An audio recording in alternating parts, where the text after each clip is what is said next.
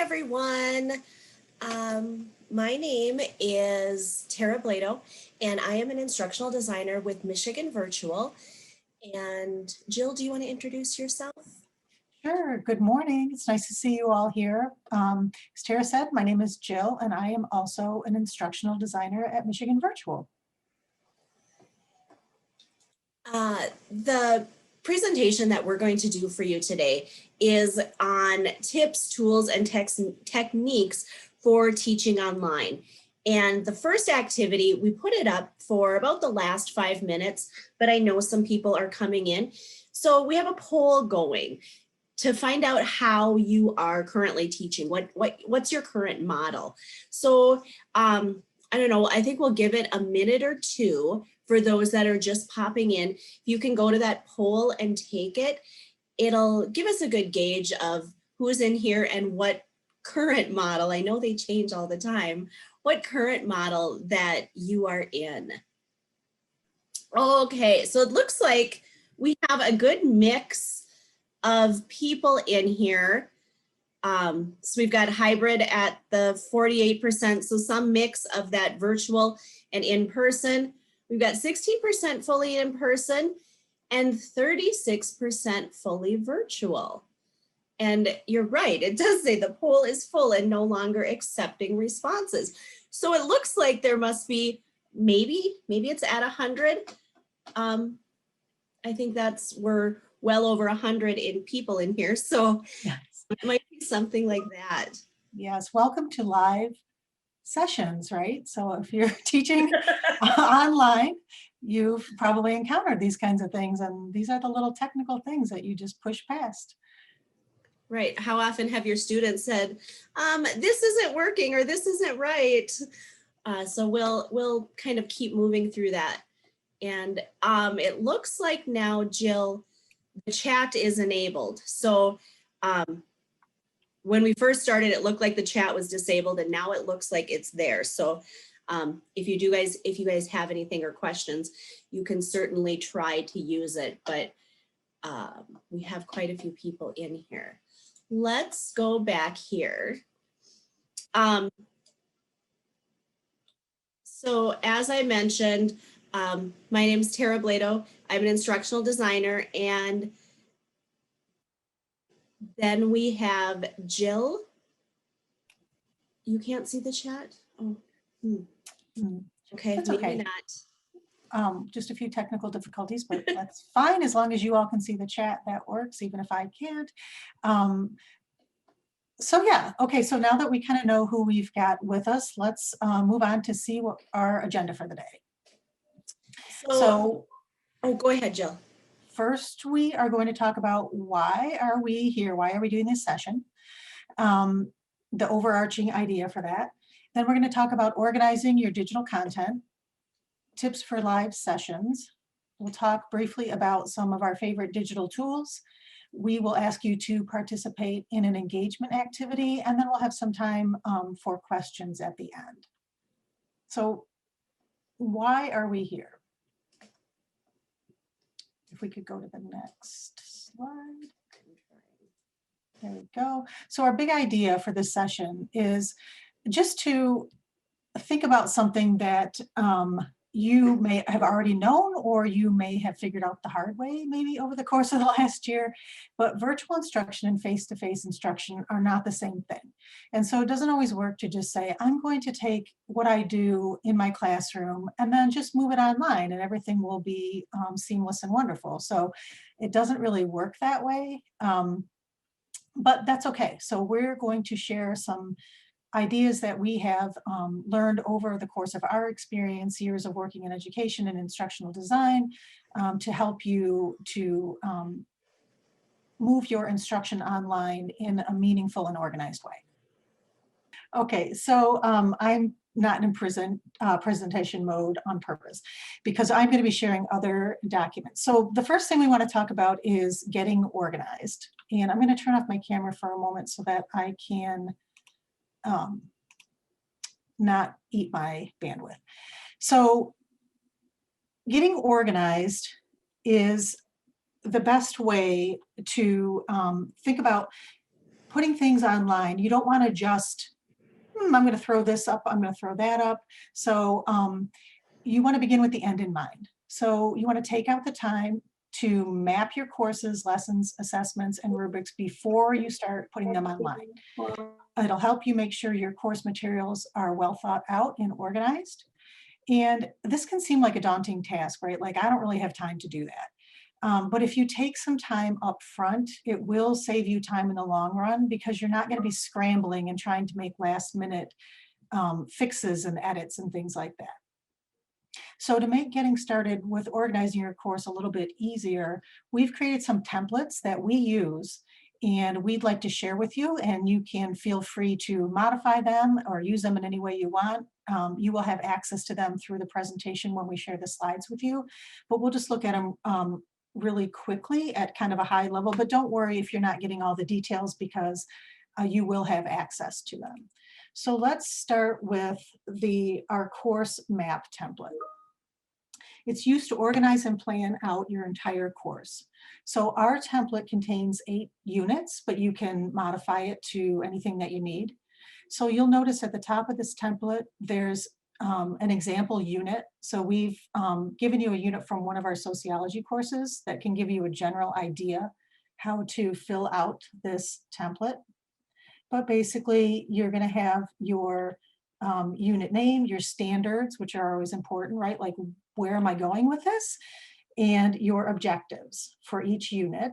And then you'll have a spot to put your lesson name, your lesson level objectives, if maybe they're different than your unit level objectives. And then here's where you're going to put your content and instruction. So this is just a map, right? This is just an idea. Maybe I'm going to start with this YouTube video, and then I'm going to ask my students to read from our text or an e-text, and then I want them to participate in this activity and that sort of thing. So that would all go in the content and instruction area. You're not actually scripting out what the lesson's going to look like at this point. You're just mapping, like, we're going to do X, Y, and Z. And then there's a place for you to do the same thing with your assessments or your assignments for this lesson. So again, you're not scripting the entire assessment at this point, but what am I going to ask my students to do? And the benefit of doing this now is that you can ensure that your assessments are aligned to the standards and objectives that you've identified for this lesson. So that's a really nice, easy way to make sure that you're hitting those standards. So then once you have that mapped out, you could move on to scripting your actual lessons.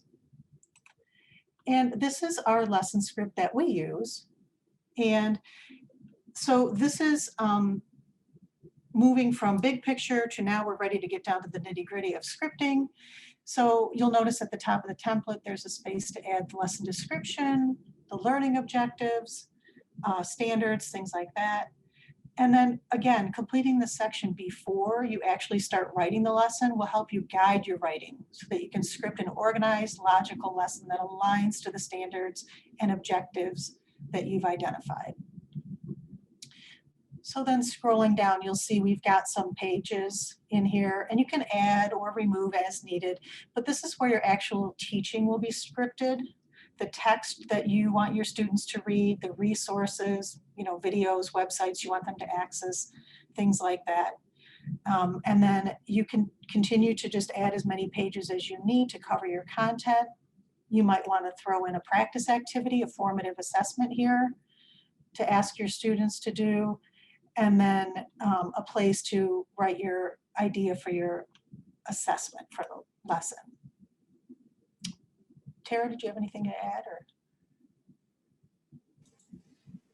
No, this is just getting into, this would be like your student language, your language directly to the student would be the only thing that I would say at this point. When we use a scripting document, this is like our voice to the student and exactly what we'll use in what we put online to the student.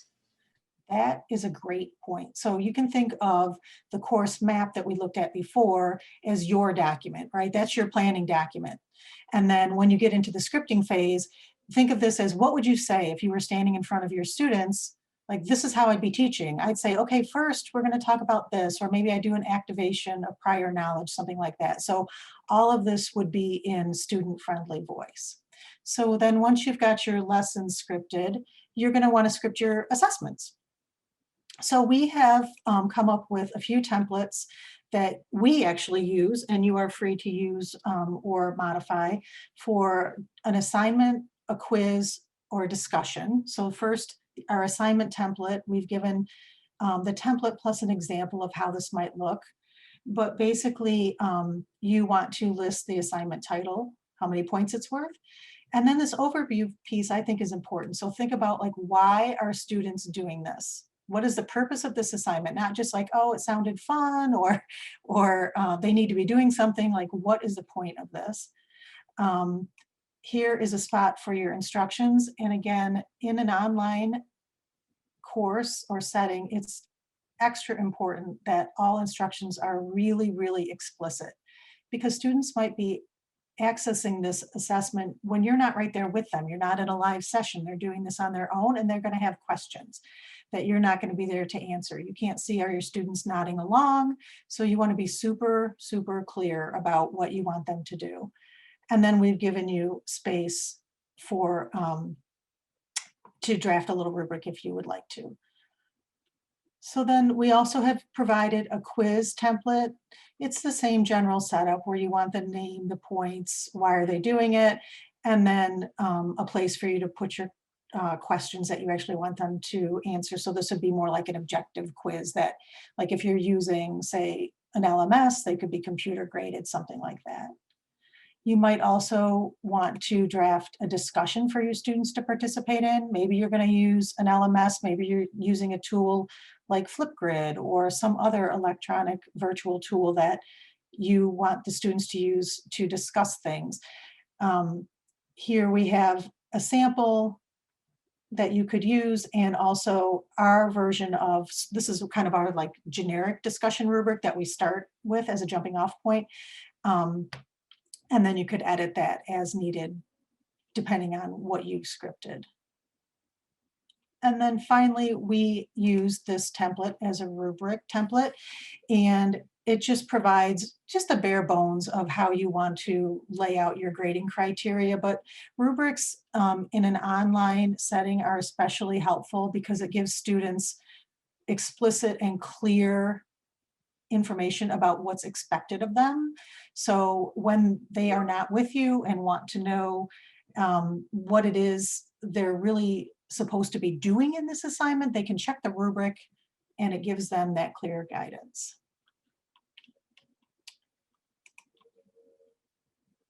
Okay, so the next thing that we'd like to talk about is another way to stay organized. We're fans at Michigan Virtual of checklists, especially Tara and I use checklists all the time. Things don't get done if we don't put them on a checklist.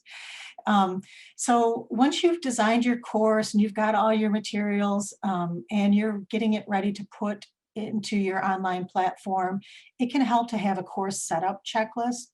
We use one, and we've created kind of a generic version of it. Some or all of this may or may not apply to you, but it's just an idea of how this might look and categories that you might want to put on a checklist. So clearly, to keep yourself organized, you could have, what this course is and what term it is that you're teaching it.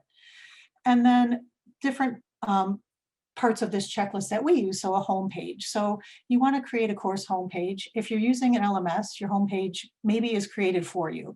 But if you're using Google Classroom or another digital platform, you can create your own.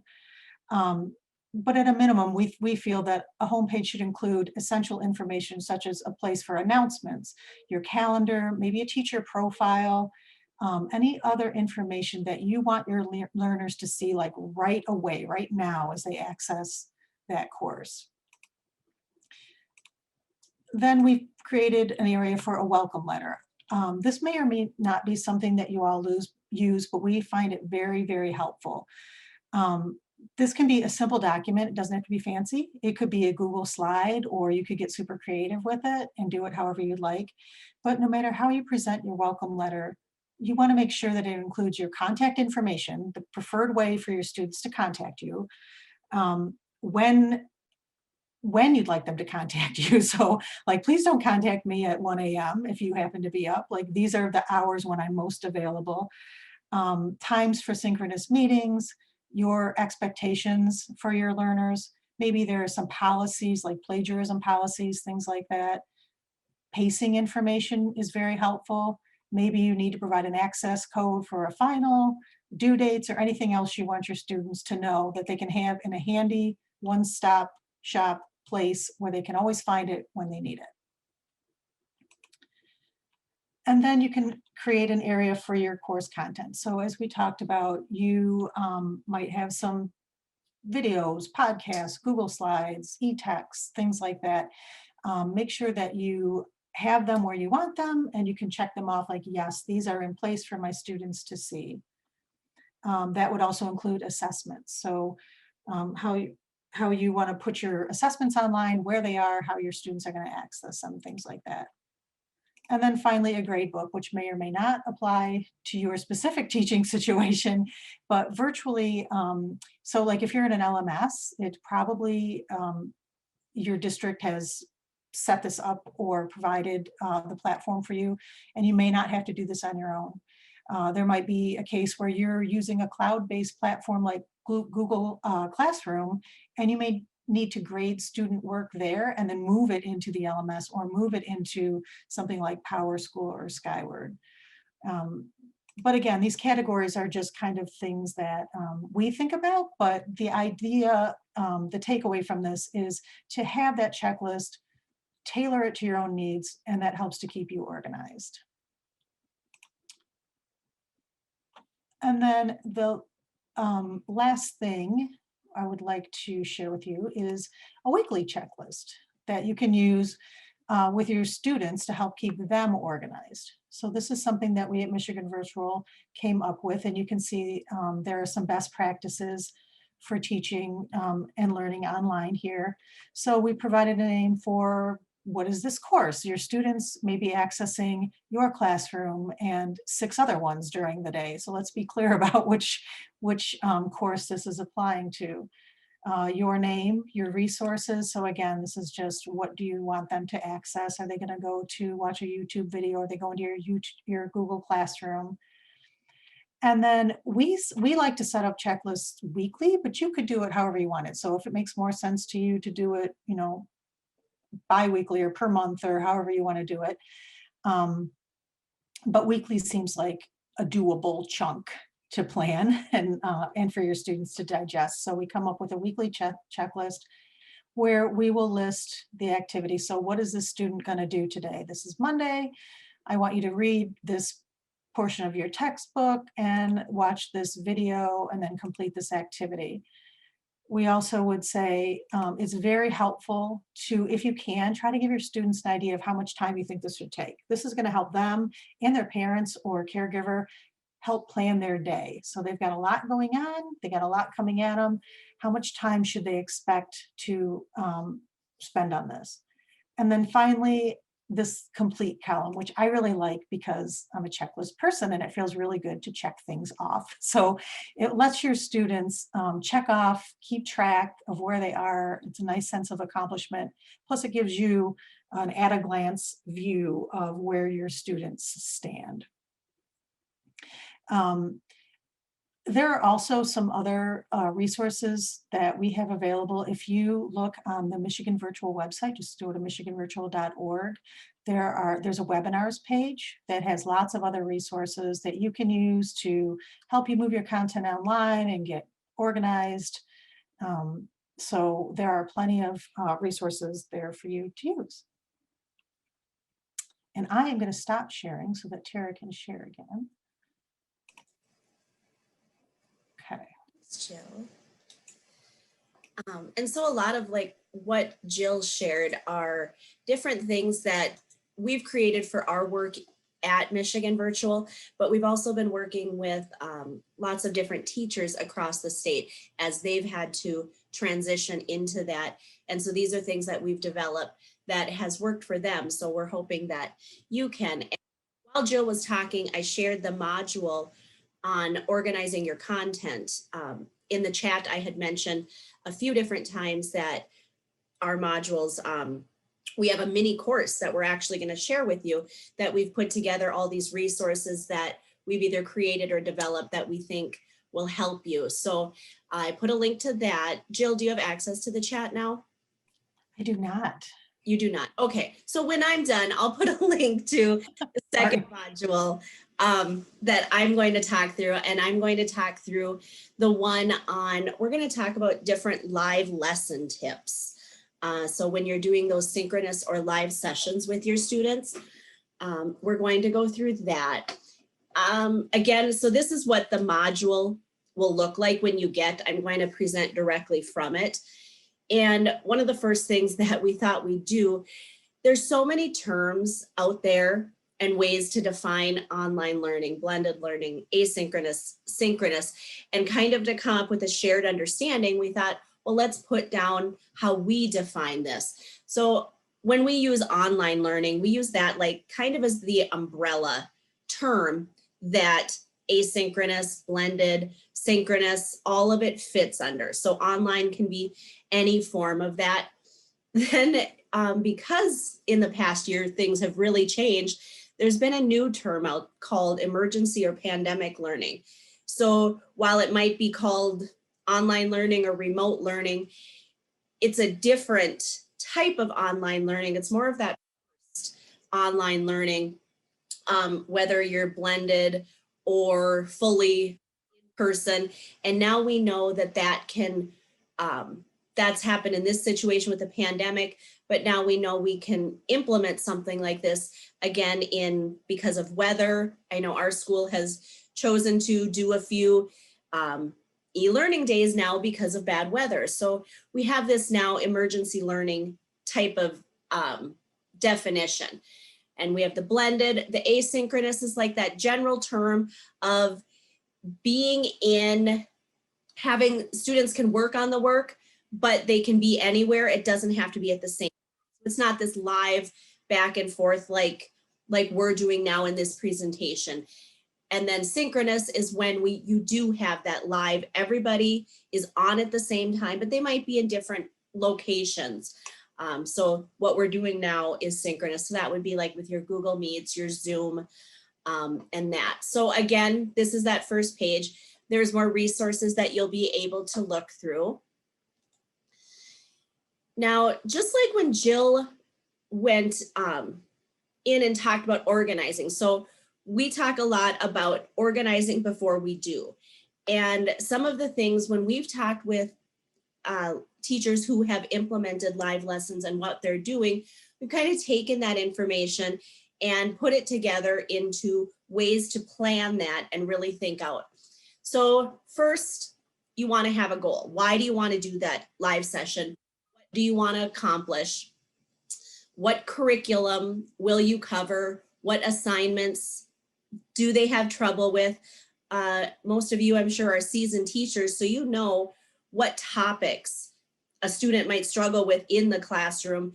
Therefore, that might be something that you're going to focus really heavily on in a live session. So again, there's little tips that I've put in here.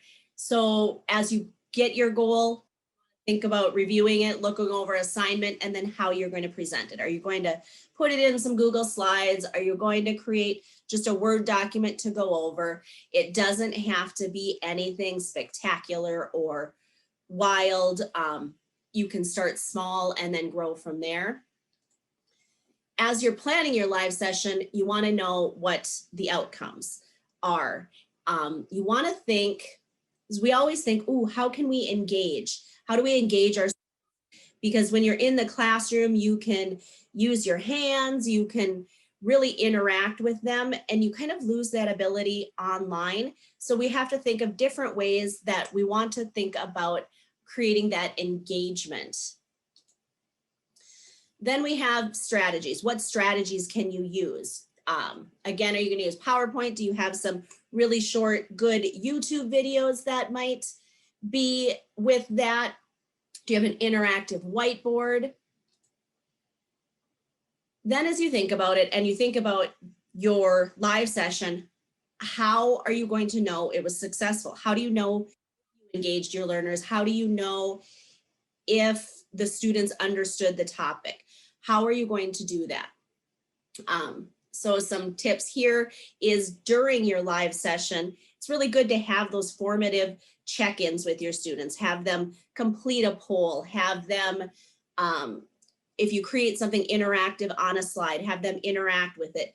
And we'll go through some ideas on how to do that, or some things that we've found that have been useful or other teachers have found that have been useful. Again, you can also look at if your live session is targeted at an assignment or teaching something, how did they do on that assignment? If they did well, you hit your mark. Maybe if they didn't do well, you might have to think, okay, how can I make sure they're understanding this content as they're moving it? It's important to too, after your live sessions, and I'm sure it's fast and furious, is to kind of take tally with what's the result of that live session? What went well? How can you improve? If you really want to open up, you can really even survey your students, ask the students, what goes well in this? What doesn't?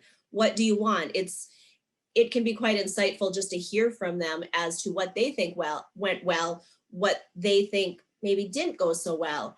I think as adults and teachers, we think, oh, we got this. We know exactly how to engage them. And then, okay, that didn't work. So I think it's important to listen to the students too, and just kind of see what they have to say. Next, there is a basic live session flow. So again, back to that planning. So when you have a live session, it's really good to plan it out. And you'll see here, there's 9 things here. And Jill and I are trying to model that in this presentation. So we had our warm up, which was the poll. Then we went through our agenda so that you all knew what we were going to try to cover today. The what's due, you guys don't have any assignments from us, but this is important if you're, the beginning of the week and you're doing a live session, go over what the students' assignments are for the week, what's going to be due, and what their week is going to look like. Those big ideas, again, just that high level, what they're learning and why they're learning it. It's important to do an activity, group work, get the students engaged. And we plan to try that really quick here at the end, which will be interesting because usually you wouldn't have a class of a couple hundred students. So we'll do our best when we get to that. And then just a quick formative assessment, just a simple check for understanding. It's really good to check and gauge how students are doing throughout your lesson, and then how they do at the end.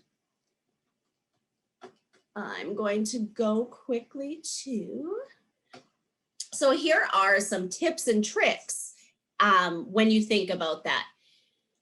This first one, I think hits a lot of teachers. Start small. Synchronous time should be used for active learning. And right now, it's not very active because we are just talking at you. And that is mainly due to the size of the group that we have in here. Just talking at you and presenting, that's not the most ideal situation for a synchronous session. You want to really keep your students active in their learning. And it's not one of those things that in a synchronous session that you can just wing it. So that's where we really talk about planning it out and planning those engaging activities, those things that are there. And so when we say start small, some successes that teachers have found have really been when they plan out one very well planned, thought out synchronous session a week.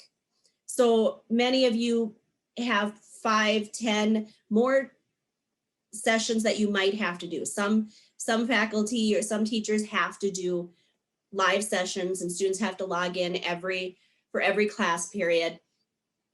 You don't have to plan them out to this level, all of them. maybe start with one that you really put that time and effort to plan, create that entire plan, create that engagement, and you can do little things in there to make that. And maybe the other sessions, those are going to be for your check-ins, your small groups, reteaching things, checking as they turn in assignments. Maybe you see something like that, but starting small and not feeling overwhelmed, like, oh, there's no way I could plan a synchronous session to this level.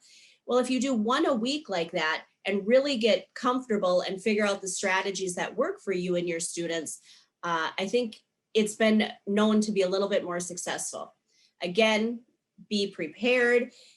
Again, in the classroom, you have all those tools. You have your body language. You have your, yes, you can still use your facial features as your online, but you lose some of that, what we can do in the classroom with our students to engage them.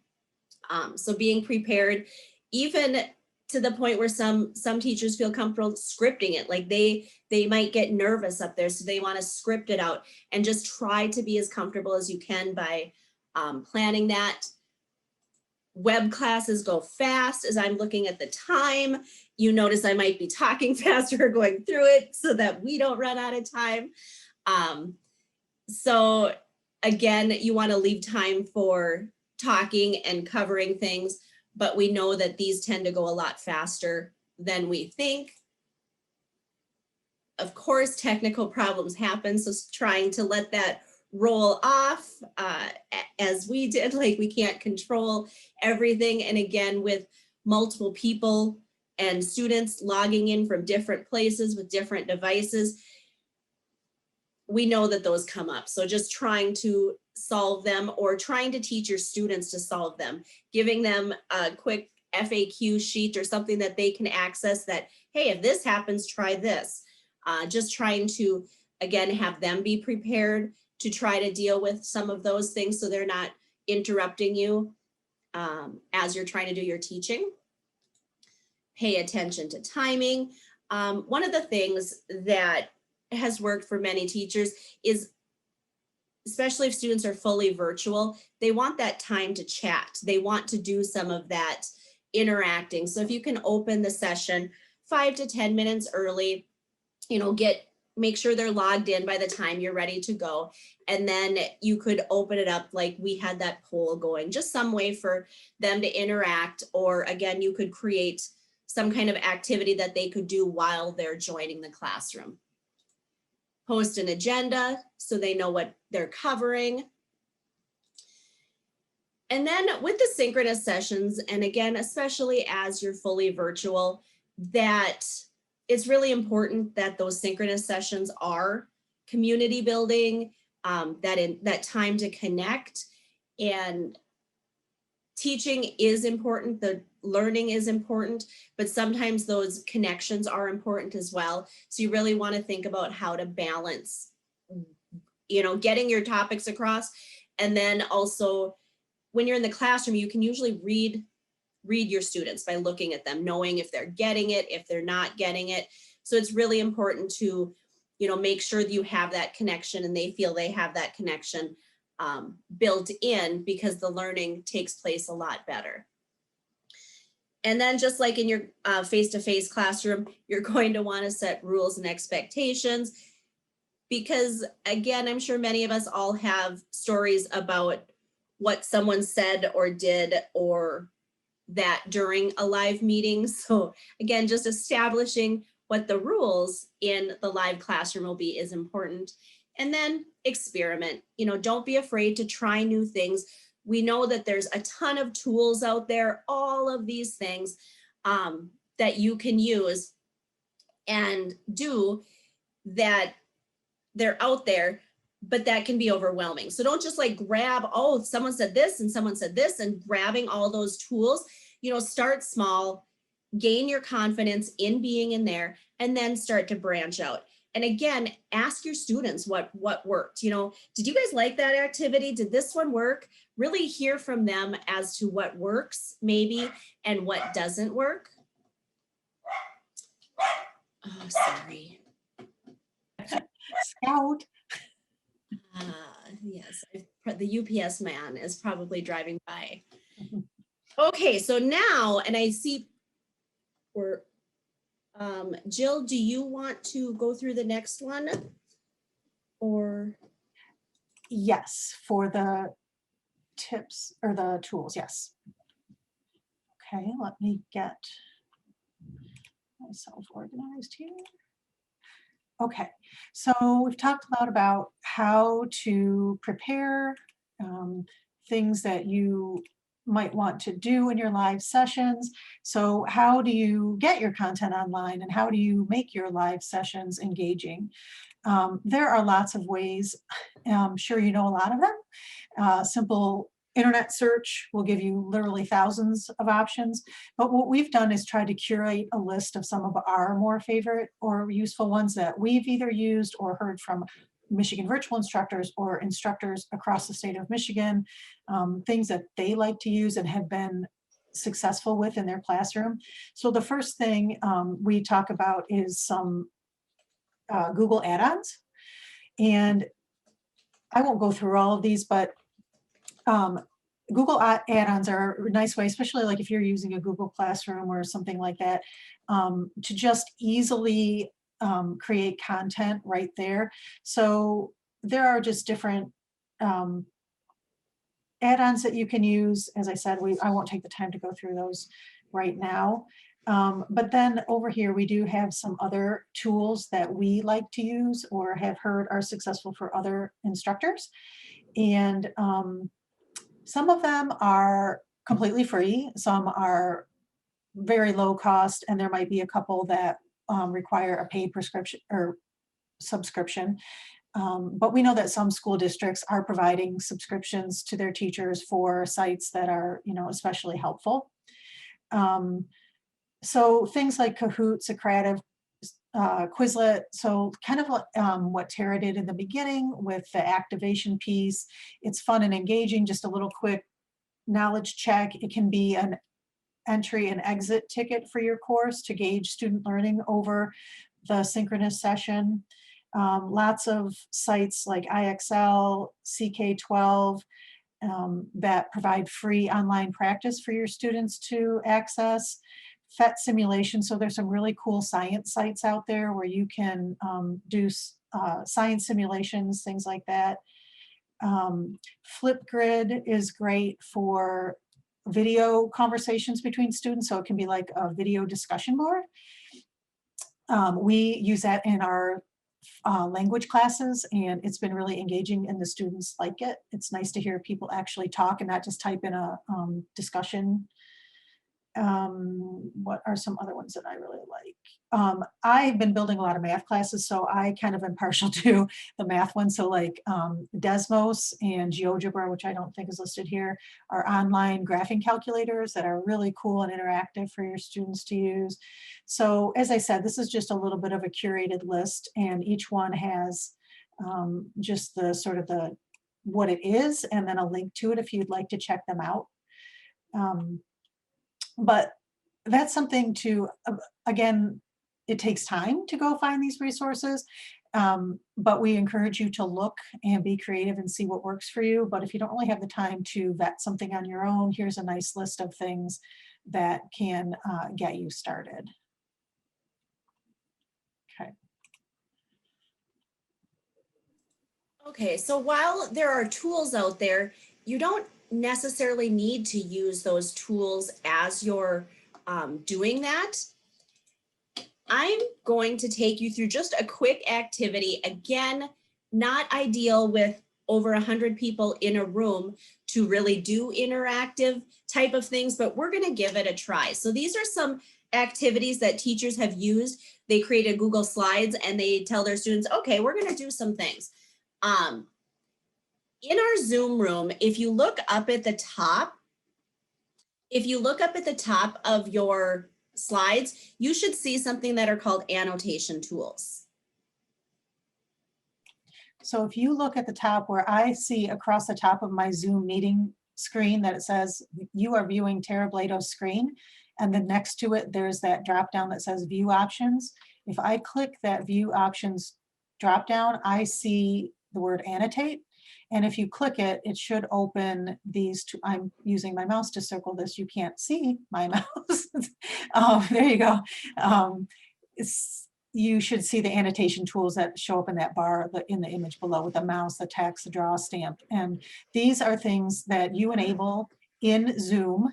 And then your students, your students would be able to access these too. So yeah, perfect. So yeah, I see everybody fighting it. Yes, success. Okay, so, see, just like students, there's stamps, there's things to do. And I remember when I was teaching junior high online, the opening the classroom 10 minutes early, they just wanted me to leave the whiteboard open so they could do this. Like they just wanted to draw and do things like that. So it, like, again, you don't have to make anything crazy or find new tools or purchase something. Sometimes something this simple can be that entertaining and engaging and give them something to do. Just like we're seeing, it's really fun to have so many people in here. That's kind of cool. Oh, the annotations tools do not work on an iPad. Interesting. And not on a Chromebook? I've not heard that. There are different, and again with this, there are different add-ons, and there's sites where you can just have a whiteboard. There are free sites. So if you want to, like, if you think like your students would totally jump on this, you could Google like free whiteboard, and any whiteboard type activity should have some type of annotation tools that would allow them to do that. So I would check. And for Chromebook, again, there could be an add-on that you might add again, or there might be a site that has a whiteboard. So usually with a whiteboard, you're going to have those annotation tools. But yes, anything that you're doing is has to be checked with what your school allows. Okay, so now how do I clear? There's a way to clear. There, thanks. Okay, so now with this one, this is something you could have. I have a post up or a question up for you that after COVID restrictions are fully lifted, do you envision your teaching style changing, due to the fact of things that you've learned over the past year? So on that arrow, put your name, put a star, put anything, just use those annotation tools to tell, just kind of gauge where you are. And so a slide like this is really easy to throw up there for your students and just try to get them doing what we're seeing here, interacting with the slides. So whatever your topic is on, the teacher that shared this with me, for some reason, they were talking about trash. So she talked about, where does your trash go? And then they had to put on the arrow that. So you can think of ways easy like this to kind of get people to engage with the topic that you're talking about. And I like that, even just starting to see text filled in here. And it could be that, yeah, put your sticker on there, and then in the chat, if you want to, explain your position. Some students we know, they don't like that camera on. They don't like to verbally answer a question, but sometimes chat allows them to feel a little bit more secure in that, or in doing an answer like this. Oh, I'm seeing some really good ideas pop up there. This is perfect to share because, again, not one tool doesn't work for everyone. So you have to kind of look at that. Okay, this is very exciting. Okay, Jill, did you clear it? Thank you. Okay, so again, here's a slide that, as you're teaching your lesson, you might want to just throw a couple of these in here. Check, gauge how they're doing. So with this one, how comfortable are you with teaching live synchronous sessions with your students? So again, you ask them, yep, where are you? And so with your students, again, it could be, okay, how much do you understand this concept in algebra that we just got? oh, I love it. Nope, not happening. I'm so lost. So again, just like you can read the room when you're teaching those concepts, this will give them that quick check-in, or give you that quick check-in to know where they are with their comfort level. You know, I've really heard a lot about Nearpod and Pear Deck, and I've seen a little bit in action, and that sounds really neat because it sounds like you can put them right in there in your Google Slides and have students interact with them. So that's exciting. So these are just slides that just have things in there. Okay, so now Jill has some questions for you. So this would be kind of like your exit ticket at the end of your live session. So were your students paying attention, and can they answer a couple little questions? So you could have them again use annotation tools to do this. You can type in the chat. I can't see the chat at the moment, but Tara will be able to see your responses. So based on what you've learned or just know from experience, again, these are just more for the idea of questions you would ask. So which of the following terms means real time or live? There are teachers and students interact in different places at the same time. So yes, got high achievers in this session. Okay. Very good. Okay. So do we want to clear that off? And then which of the following is an example of asynchronous instruction? So are you hosting a live session, working together in a Google Doc, going over lessons with a student via Google Meets, or leaving comments on an assignment that was submitted yesterday?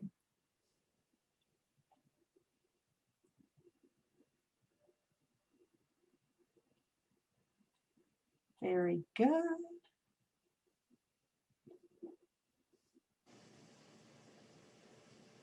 Nice. Okay. And we have one more question. And then finally, which of the following is not true about teaching a live class session?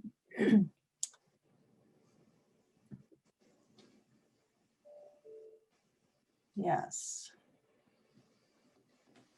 I think we got a few of them. Not true. Yeah. It's easy to wing it. That's right. It is not easy to wing it. It's not the same as winging it in your classroom. You'll have technical difficulties. You'll have students who struggle, and all kinds of other things come up. So, well, and I think what's interesting too, someone mentioned that students can take advantage of these annotations and things like this. So again, important to establish those rules, and then also important to know how to take those, to take it away. You know, you can take those privileges away from a student or from the class. You can shut it down if things get that way. And again, important to set those rules and kind of consequences for, okay, if you do this, then this is what happens. So that's always good. right. So which is something to think about, maybe like in a breakout session, if you're having breakout sessions and you're not going to be in there with your kids. So maybe that's not the best time to have them using the annotation tools. You want to be there to be able to monitor it just like you would any other time, to make sure things are staying school appropriate. There was one question in the chat that Josh actually shared with me that I kind of thought that maybe we could talk about really quickly.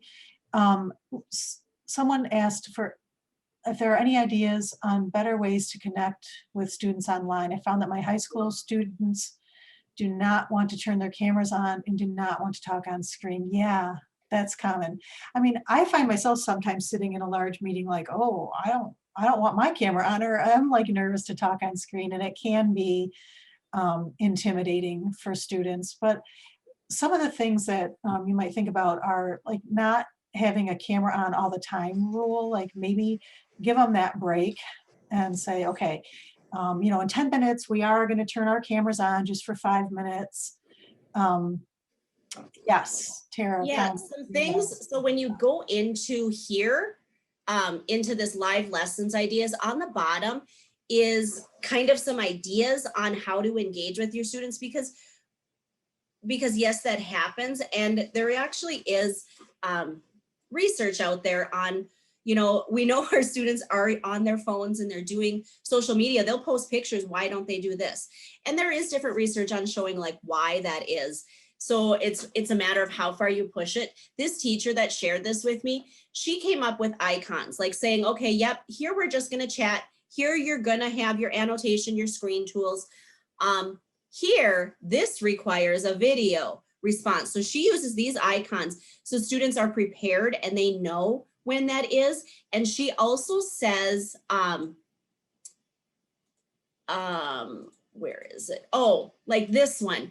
They might get, she sends them a question, like breaks 3 questions out and sends it to them before the class so they're prepared, or gives them time to prepare what they're going to answer with that video.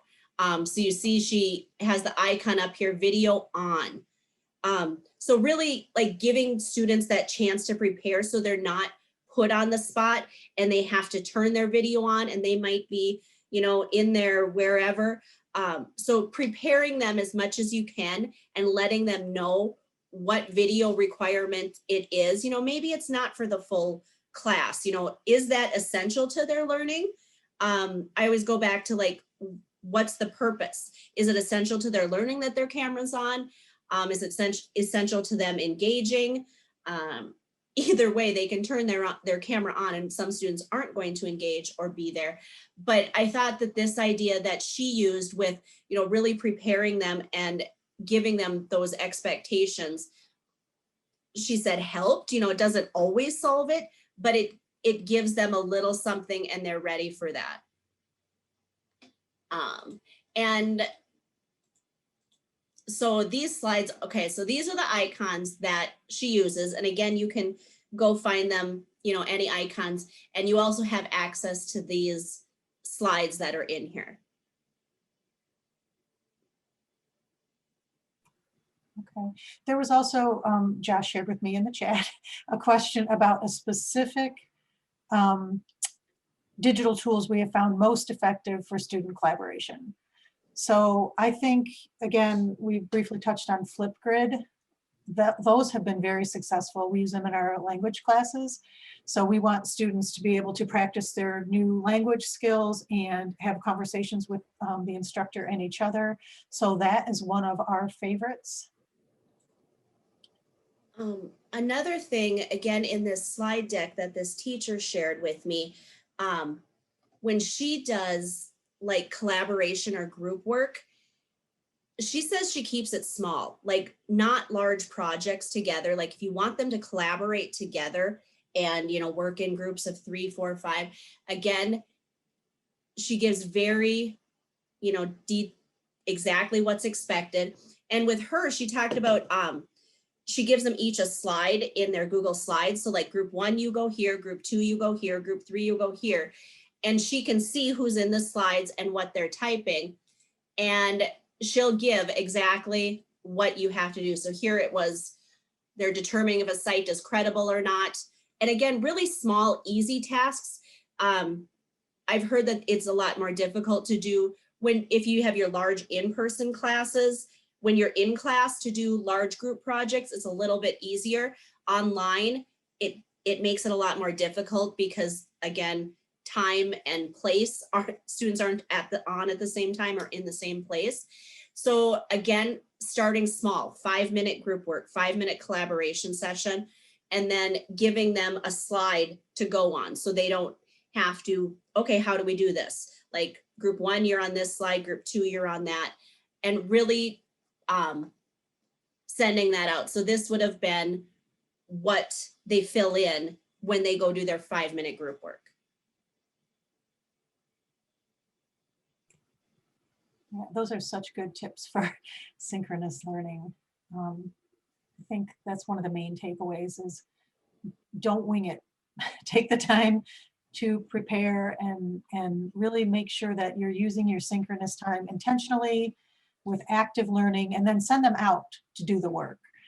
Send them out to listen to your lecture recorded, or send them out to read something that you've written. But while they're with you in that synchronous session, you're more likely to keep them interested and engaged if they are actively learning.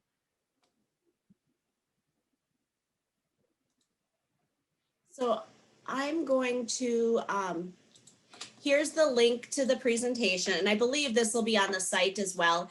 And we've also shared